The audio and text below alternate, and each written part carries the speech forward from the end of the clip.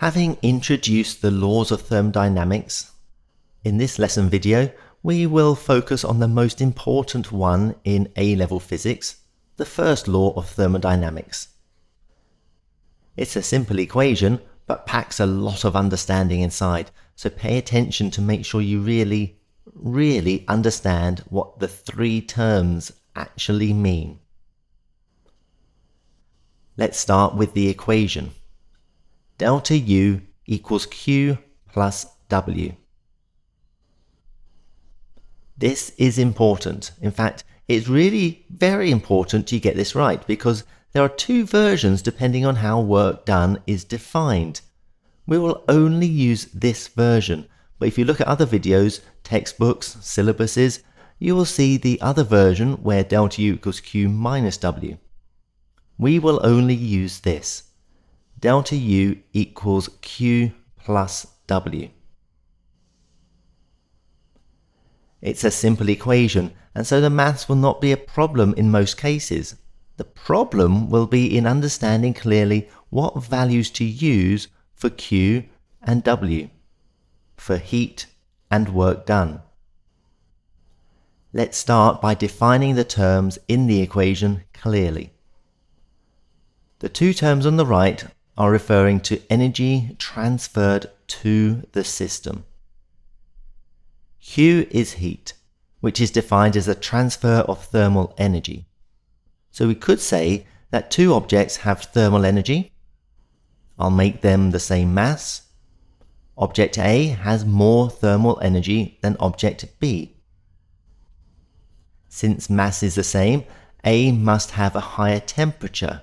So, following the second law and common sense, A will cool down and B will warm up. Thermal energy is transferred from A to B, and that is what we call heat. So, Q is heat and it has a positive value if heat is added to the system we are looking at, and it has a negative value if heat leaves the system. Now please note, this has nothing to do with how energy is stored in the system. It is only saying that we are transferring energy into the system in the form of heat. The other term on the right here is W, for work done. By convention, a positive value of W means work is being done on the system. Energy is being put in. A negative value means energy is being removed. So what we have here are the two ways to add energy to the system, either by heating it or doing something mechanical like squashing it or lifting it or electrocuting it. Work done can be applied by any kind of mechanical method, but in A-level we're most likely to look at changing volume. Those two, Q and W, are not too complicated once you can get used to the positive and negative values. You also need to separate them from what is happening inside the system because that is described on the left of the equation with delta U. In fact, let's separate things with a summary. The equation for the first law of thermodynamics is the simple delta U equals Q plus W. The right-hand side of the equation deals with energy transfers, only the energy transfers. Q is the heat transferred, with a positive value for Q, meaning thermal energy is transferred into the system.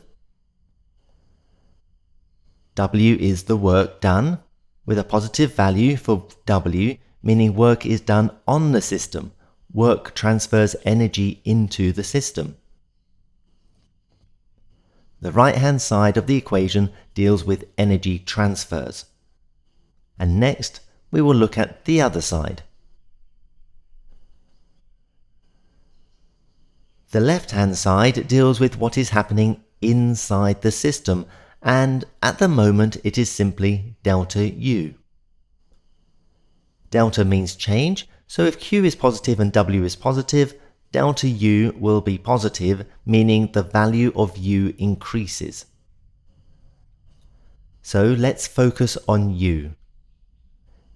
U is the internal energy of the system, all the internal energy. Let's imagine a piece of metal. Gases might be easier in some ways, but particles keep moving around. I want a solid piece of metal so it stays still. Well, nearly. Here are the atoms, all lined up as expected. But they are not going to be still, are they? They vibrate, and so they have kinetic energy. So one form of internal energy is kinetic energy.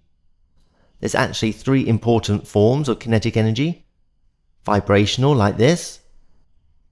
Translational, like gas particles moving around. And rotational, like an atom spinning on its axis. Those three combine to become the kinetic energy component of internal energy. Now let's look closer at these atoms. They are made of positively charged nuclei with orbital electrons. We have a positively charged particle here and another positively charged particle here. Clearly, there's going to be an electric field generated here, and the particles are going to have electrical potential energy. If I stretch the metal and pull the particles away from one another, the electric field is going to change. The electrical potential energy changes. Without changing how much the particles vibrate, so without changing their kinetic energy, I have changed their potential energy, and that's one aspect of the second element in internal energy. Internal energy U is the sum of the random distribution of kinetic and potential energies associated with the molecules of a system. And that's where we need to pause. Internal energy, U, is the sum of a random distribution of kinetic and potential energies associated with the molecules of a system. The internal energy increases if the kinetic energy of the molecules increases, or if the potential energy of the molecules increases. And we cannot control that directly. What we can do is provide heat Q and work W, then let nature decide how to use it. Sometimes we might provide heat and see the kinetic energy increase. Sometimes we might provide heat and see the potential energy go up. So this simple equation, delta U equals Q plus W, has now been expanded. The right-hand side is the transfer of energy, and the left-hand side is the internal energy, which we now know is the sum of the random distribution of kinetic energies plus the sum of the random distribution of potential energies of the particles in the system. We can control the right-hand side only. We can put in or remove thermal energy. We can stretch or squash objects or other forms of mechanical work. We cannot directly control the left-hand side. Those are material properties. We can try to engineer new materials that behave how we want, but that's it. Water is water, aluminium is aluminium.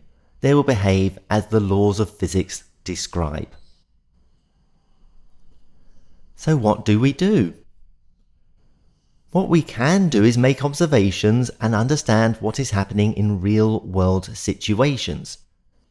That's what we will do with the steam engine, to understand how the internal energy changes.